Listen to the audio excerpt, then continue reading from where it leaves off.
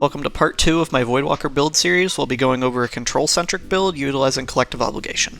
This build falls much closer to the playstyle of Shadebinder than Voidwalker, focusing much more on freezing enemies with suppression rather than making things explode. With this build, you'll be able to apply 6 debuff effects on any enemy that you damage with your gun. These debuff effects are, they take 15% more damage, they deal 25% less damage, they lose their ability to target you, as long as they're not a boss, they lose all of their abilities, 50% of their movement speed, and they explode if you look at them funny. On top of this, the build has the ability to grant your entire team overload rounds and damage buffs without the need for an artifact mod, grant you full health on a kill, never have to reload, and have 70% damage resist at all times. To get started, this build focuses mainly on Collective Obligation, the Bow of the Disciple Raid Exotic Pulse Rifle. Collective is a Void Pulse with an intrinsic trait called Void Leech. Void Leech is a bit of a complex perk, but I'll explain. If you aim down sights with Collective, you'll see 4 circles. The 3 on the right side are sample bars. These sample bars allow you to sample void debuffs by damaging an enemy that has one. Only 1 point of damage is needed to sample each buff.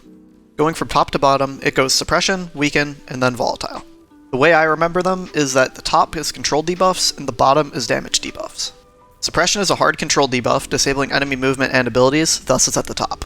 Weaken is a combination between damage and control, granting some soft suppression, and thus it's in the middle, and Volatile is purely about damage and explosions, thus it's at the bottom.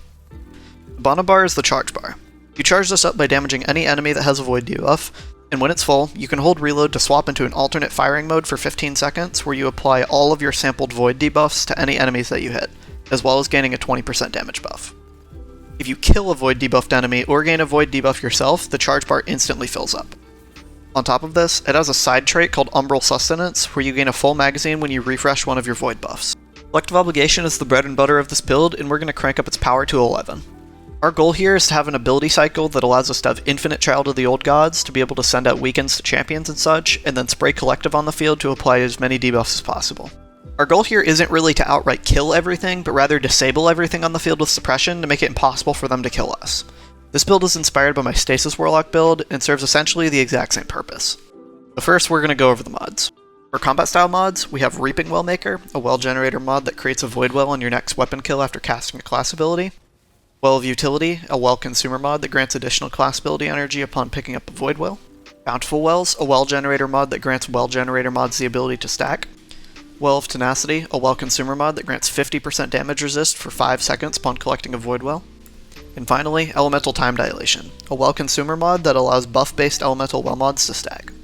As for generic mods, we only need 2 utility kickstarts, Stasis class item mods that grant class ability energy a short time after it's been completely depleted.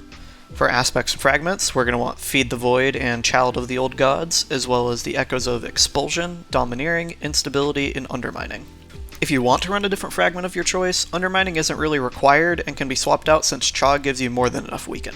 You'll also want Empowering Rift and Suppressor Grenade, and for exotics, you'll want Collective Obligation, and I would recommend Secant Filaments for your armor piece. Realistically though, you're free to use any armor piece you want. Remember that you have an infinite Chog cycle already due to the mods of this build, so you likely want to focus more into an exotic that empowers your abilities rather than something that gives you more abilities like Nezarec Sin. Aeons is a must-have for high-end content and works super well with this build if you swap out Echo of Undermining for Echo of Obscurity. The Stag also works amazingly with this build since the damage resist stacks with Well of Tenacity, granting you and your entire team on-demand damage resist every time you pop a Chog. Stats can be fairly important here. You're going to want 100 Resilience and then focus Recovery. Recovery is important since it will let your Child of the Old Gods recharge faster. I run 90 and my Chog cooldown is only around 3 seconds or so after I get a kill, whereas it can be around 9 or 10 with 40 recovery. There's a dim link in the description of the video as well if you'd like to just set it up that way. With this setup, you've got the basic build in place to be able to use this build's core loop. At its core, your main loop is going to consist of placing an Empowering Rift and using Chogs to deal most of your crowd control damage until you get Collective's perk running. Placing a Rift, getting a kill, and collecting the wells should fully refund your Rift, allowing you to infinitely place Chogs, which deal very heavy damage as well as weaken. As you collect wells for your main ability loop, you're going to be gaining damage resist from Well of Tenacity. Well of Tenacity is 50%, Resilience is 40%, which together make a 70% damage resist overall when applied together. The Stag also applies a further 25% damage resist if you have it on. While you do this, any kills that you get will quickly recharge your grenade due to Devour. Once your grenade is up, you can move into stage 2 of the rotation. Hitting an enemy with your suppressor grenade will allow you to sample that suppression with Collective Obligation. You can also use Pocket Singularity to gain Volatile, but Echo of Instability will also grant Volatile rounds on a grenade kill, allowing you to contribute to ad clear by letting your team set off chain explosions between enemies. Once you have Collective's perk rolling, you can start getting aggressive. You're going to want to be playing in the middle of your team, collecting wells, and placing chogs to disrupt the enemies, while using Collective to immediately shut down any would-be threats. It doesn't matter at all what difficulty you're playing. If you fire Collective with the Suppression perk on and hit a non-boss target, it will be entirely unable to attack you or your team for 8 seconds. You'll have insane amounts of damage resist and will be able to completely shut down anything on the map by just shooting at it. Whenever you suppress an enemy, Echo of Domineering will grant you a stat bonus and reload Collective Obligation, meaning you'll have nearly infinite ammo as long as you keep shooting with Suppression on. While you get kills, your Suppressor Grenade will refresh since Devour grants grenade energy upon killing enemies, but you won't need it unless you die or lose the buff somehow. When Collective's timer gets low, you're going to want to suppress an enemy and resample your debuffs off of that enemy once the timer ends. This will let you keep those buffs on Collective so you can immediately keep chaining them back. Just remember that this is a control build, and your best bet is to focus mostly on spreading debuffs across the map as much as possible rather than just killing enemies. I'd still recommend focusing down champions and bosses with your team, but as far as red bars, all you need to do is spread suppression. Your Chog ability cycle is one thing, but the ability to chain Collective buffs is another. Collective Obligation can chain its own buffs into another activation of its perk since the cooldown was removed. You can do this by damaging an enemy to spread the debuffs you have active when your timer gets low, and then shooting them after the timer ends. Something to keep in mind is that it can be pretty tough to tell what your timer is on the gun, since Destiny can only render 4 buff timers at a time. To get around this issue, we can use some context clues on the physical gun model.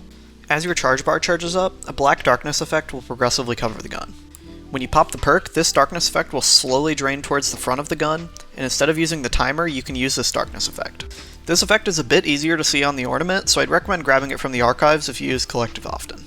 With the ornament, there are a few landmarks on the gun that you can use to determine your buff timer. When the darkness goes past the scope, you have 7 seconds left, and when it reaches the second peg on the front of the gun, you're going to be at 3 seconds. I'd recommend seeking out an enemy to use to chain buffs at 7, and starting to apply them to the enemy at 3. I've also provided a visual for the non-ornament gun. There really aren't as many landmarks with this one, so you'll just have to commit it to memory if you want to use the non-ornament. Overall, you're going to want to strike a good balance between casting abilities, spreading suppression, and chaining the debuffs with Collective Obligation. Your grenade returns fairly quickly, so you have a fallback in case you mess up. And you also should have practically infinite chogs, so you're just going to want to continuously output abilities as much as possible to keep debuffs on enemies. Your Pocket Singularity melee as well as Echo of Instability will keep your Volatile rolling, and Volatile is extremely powerful since it can exponentially increase the damage that allies deal to enemies due to the chaining explosions. It's like throwing a match into a gunpowder barrel. Overall, your goal is to apply as many debuffs as possible to as many enemies as possible. If you can learn to chain those collective debuffs by using context clues on the weapon and weaken enemies with Chog, you might as well be playing Stasis, since all of the non-boss enemies will be practically frozen. To wrap up, just a reminder, my clan still has a costume contest going until November 6th with some pretty sweet prizes. Just submit some in-game pictures of your Guardian dressed up as a character from other media, or make your own lore for your character, and submit it to the giveaway channel in my Discord in the description. The first, second, and third place prizes are a Lightfall Deluxe Edition key, a Lightfall Standard Edition key, and a dungeon key of your choice, respectively. If you like what I do, please like and subscribe, and I'll see you in the next one.